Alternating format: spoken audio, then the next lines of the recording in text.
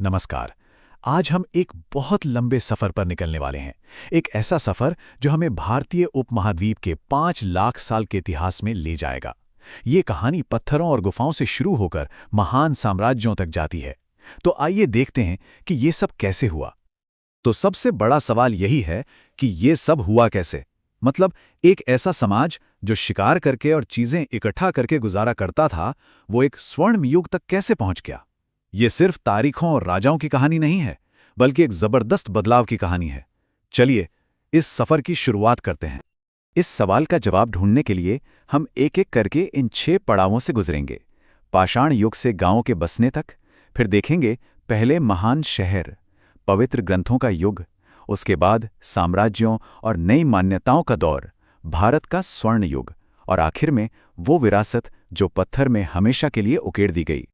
तो हमारी कहानी शुरू होती है बिल्कुल शुरुआत से, प्रागैतिहासिक काल से। ये वो दौर है जब लिखने की कला नहीं थी, इसलिए इसका कोई लिखित इतिहास नहीं है। यहीं पर इंसान ने शिकार करने वाले खानाबदोश जीवन से एक जगह बसकर रहने की ओर पहला कदम बढ़ाया। कह सकते हैं कि यह सभ्यता की पहली और सबसे जरूरी नींव थी। इस स्लाइड पे जरा इस बदलाव को देखिए। ये एक बहुत बड़ी छलांग है। पूरा पाषाण काल में लोग शिकारी थे, भीमबेटका जैसी गुफाओं में रहते थे। लेकिन हजारों साल बाद नव पाषाण काल तक आते आते वही इंसान किसान बन चुका था। अब वो मेहरगढ़ जैसे गांव में रह रहा था और बेहतर पॉलिश किए हुए औजारों का इस्तेमाल कर रहा था। ये असल में कृषि क्रांति की सुबह थी, जिसने आगे चलकर सब कुछ बदल दिया। और फिर कुछ ऐसा हुआ जो वाकई हैरान करने वाला था। उपमहाद्वीप पर शहरी जीवन का एक शानदार, कह सकते हैं पहला ड्राफ्ट तैयार हुआ। सिंधु घाटी सभ्यता। ये एक ऐसी सभ्यता थी जो अपने वक्त से बहुत बहुत आगे थी और आज भी जिसके कई राज अनसुलझे हैं। हम बात कर रहे हैं लगभग 2600 ईसा पूर्व की।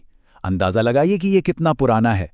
ये वो वक्त था जब मिस्र में महान पिरामिड बन रहे थे। ये भारत में बड़े पैमाने पर शहरी जीवन की पहली झलक थी। और ये शहर क्या कमाल के थे। ये कोई बेतरतीब बस्तियां नहीं थीं। मोहनजोदाड़ो जैसे शहर एक सटीक ग्रिड पैटर्न पर बने थे, जहां सड़कें एक दूसरे को बिल्कुल 90 डिग्री पर काटती थीं। और सोचिए, उनके पास ढकी हुई भूमिगत नालियां थीं। ये उस जमाने के हिसाब से एक अविश्वसनीय सोच थी। ये एक बहुत ही व्यवस्थित और अनुशासित समाज की तस्वीर दिखाता है। वो सिर्फ बेहतरीन योजनाकार ही नहीं थे, बल्कि एक जबरदस्त आर्थिक ताकत भी थे। वे कपास उगाते थे और मेसोपोटामिया जैसी दूर की सभ्यताओं के साथ व्यापार करते थे। उनकी मोहरें, जिन पर जानवरों के चित्र और एक ऐसी लिपि है जिसे हम आज तक पढ़ नहीं पाए हैं, शायद व्यापार और पहचान के लिए इस्तेमाल होती थीं। और उनकी कला, जैसे कांस्य की डांसिंग गर्ल, दिखाती है कि वो कितने हुनरमंद थे। लेकिन फिर अचानक लगभग 1900 ईसा पूर्व के आसपास ये सब खत्म हो गया। शहर वीरान हो गए, बस्तियां उजड़ गईं। ये प्राचीन इतिहास के सबसे बड़े रहस्यों में से एक है। क्या कोई बाढ़ आई? क्या जलवायु बदल गई? या नदियों ने अपना रास्ता बदल लिया? इतिहासकार आज भी इन सवालों पर बहस करते हैं।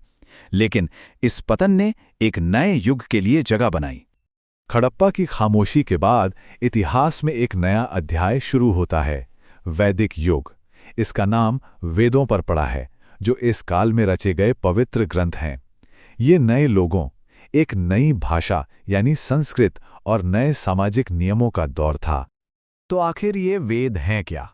आसान भाषा में कहें तो ये भजनों, प्रार्थनाओं और गहरे दार्शनिक विचारों का एक बहुत बड़ा खजाना है। इन्हें शुरुआत में लिखा नहीं गया था, बल्कि हजारों सालों तक पीढ़ी दर पीढ़ी बोलकर और सुनकर याद रखा गया। ये न सिर्फ हिंदू धर्म की नींव हैं, बल्कि उस दौर के समाज को समझने की हमारे पास एकमात्र खिड़की भी है। अब देखिए, वैदिक युग भी हमेशा एक जैसा नहीं रहा। शुरुआती दौर में समाज कबीलों वाला था, जहां गाय बैल ही सबसे बड़ी दौलत माने जाते थे। लेकिन वक्त के साथ जब लोग गंगा के मैदानों की तरफ बढ़े, लोहे के औजारों से खेती शुरू की, तो सब कुछ बदलने लगा। खेती से अनाज ज्यादा होने लगा, जिससे कुछ लोग दूसरे काम कर सकें। और यहीं से एक ज्यादा जटिल और बटा हुआ समाज यानी वर्ण व्यवस्था का उदय हुआ। उत्तर वैदिक काल खत्म होते होते भारत का राजनीतिक नक्शा बदल रहा था। छोटे छोटे कबीले अब बड़े राज्यों में बदल रहे थे। और इसी उथल-पुथल के माहौल में दो ऐसे नए और क्रांतिकारी विचार पैदा हुए जिन्होंने भारत की सोच को हमेशा हमेशा के लिए बदल दिया। ये जो ताकतवर राज्य थे, उन्हें महाजनपद कहा गया, जिसका मतलब है महान राज्य।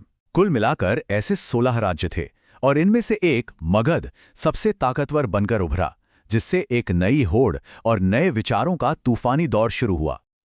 और ठीक इसी दौर में दो महान विचारक सामने आए, गौतम बुद्ध और महावीर। दोनों ने ही उस वक्त की वैदिक परंपराओं पर सवाल उठाए। बुद्ध ने दुखों से निकलने का बीच का रास्ता दिखाया, जिसे अष्टांगिक मार्ग कहा गया, जबकि महावीर ने सभी जीवित प्राणियों के प्रति पूरी तरह से अहिंसा पर सबसे ज्यादा जोर दिया। इन विचारों ने लाखों लोगों को एक नई राह दिखाई। उन्हीं महाजनपदों में से एक मगध आगे चलकर मौर्य साम्राज्य का केंद्र बना और इसके सबसे मशहूर शासक हुए अशोक। लेकिन अपने शासन की शुरुआत में अशोक एक क्रूर विजेता थे। उन्होंने कलिंग यानी आज के उड़ीसा पर कब्जा करने के लिए एक भयानक युद्ध लड़ा। उस युद्ध में जबरदस्त विनाश हुआ। उस युद्ध की तबाही ने अशोक को अंदर तक झकझोर दिया। उनका दिल पूरी तरह बदल गया। ये जो शब्द हैं ये उनके इसी बदलाव को दिखाते हैं। उन्होंने हिंसा का रास्ता छोड़कर धम्म का रास्ता अपनाया, जो सिर्फ एक धर्म नहीं बल्कि नेकी, सामाजिक जिम्मेदारी और शांति का एक दर्शन था। ये भारतीय इतिहास का एक बहुत बड़ा मोड़ था। अशोक ने फिर तलवार से नहीं बल्कि अपने धम्म के सिद्धांतों से शासन किया। उन्होंने अपने संदेश पूरे साम्राज्य में पत्थर के स्तंभों पर खुदवाए ताकि हर कोई उन्हें पढ़ सके और समझ सके। उन्होंने ही बौद्ध धर्म को भारत से बाहर श्रीलंका और दूसरे देशों तक पहुंचाया और पहले सच्चे अखिल भारतीय साम्राज्य की नींव रखी। मौर्य साम्राज्य के पतन के बाद कुछ समय तक भारत में छोटे छोटे राज्य रहे, लेकिन फिर एक और महान साम्राज्य का उदय हुआ, गुप्त साम्राज्य। इस दौर को अक्सर भारत का स्वर्ण युग या गोल्डन एज कहा जाता है, क्योंकि यह संस्कृति और विज्ञान की असाधारण उपलब्धियों का समय था। इस युग की उपलब्धियां तो देखिए, जबरदस्त। गणित में शून्य यानी जीरो का कॉन्सेप्ट विकसित हुआ, एक ऐसा आविष्कार जिसने हमेशा के लिए विज्ञान का चेहरा बदल दिया। खगोल विज्ञान में आर्यभट्ट ने यह बता दिया था कि पृथ्वी सूर्य का चक्कर लगाती है। कालिदास जैसे महान लेखकों ने कालजयी नाटक लिखे और अजंता की गुफाओं की कला तो आज भी लोगों को हैरान कर देती है। गुप्त साम्राज्य के पतन के बाद भारत एक बार फिर से अलग अलग क्षेत्रीय राज्यों में बंट गया, लेकिन वो जो रचनात्मकता की आग थी वो बुझी नहीं, बल्कि उसने कला और वास्तुकला को एक ऐसी स्थायी विरासत दी जिसे हम आज भी अपनी आंखों से देख सकते हैं। इसका सबसे बेहतरीन उदाहरण हमें मंदिरों की बनावट में देखने को मिलता है। 3 मुख्य स्टाइल विकसित हुए। उत्तर भारत में ऊंचे घुमावदार शिखर वाली नागर शैली, दक्षिण भारत में पिरामिड जैसे टावर वाली द्रविड़ शैली और मध्य भारत में इन दोनों का मिला-जुला रूप जिसे वेसर शैली कहते हैं। ये मंदिर सिर्फ पूजा की जगहें नहीं हैं, ये पत्थर में लिखा हुआ हमारा इतिहास हैं। तो 5 लाख साल के इस लंबे सफर के बाद एक सवाल मन में आता है, सिंधु घाटी की टाउन प्लानिंग, वेदों का गहरा ज्ञान, अहिंसा का दर्शन या फिर गुप्त काल की वैज्ञानिक तरक्की, इन सब में से वो कौन सी विरासत है जो आज भी भारत की पहचान का सबसे बड़ा हिस्सा है? ये एक ऐसा सवाल है जिसका जवाब शायद हम सब आज भी ढूंढ रहे हैं।